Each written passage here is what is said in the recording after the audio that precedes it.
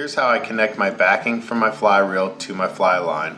A lot of these new fly lines come with a loop at the end, which is great. So now you can connect it loop to loop. Since you're connecting loop to loop, you're gonna have to create a loop in your backing of your fly line. So what you're gonna do is do a double overhanded knot or a double surgeon knot loop.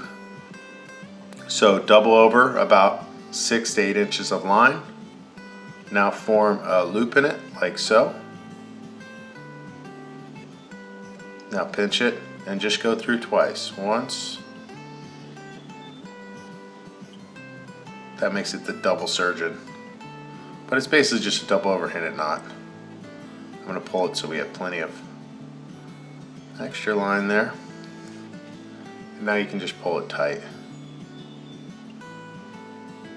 Make sure all your tag ends are good. Alright, now we can trim back that tag end. So backing loop through fly line loop.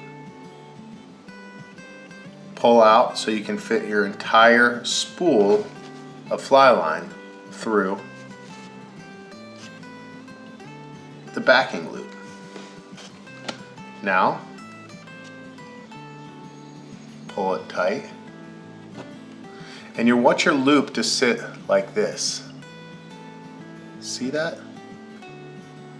Now if you don't have a loop at the end of this, you can do an Albright knot to tie the backing onto your fly line. I will show you that. I'm going to tag it in the description below, and I'm going to put it up at the top of the video right here. Thank you for watching, and I hope this helped.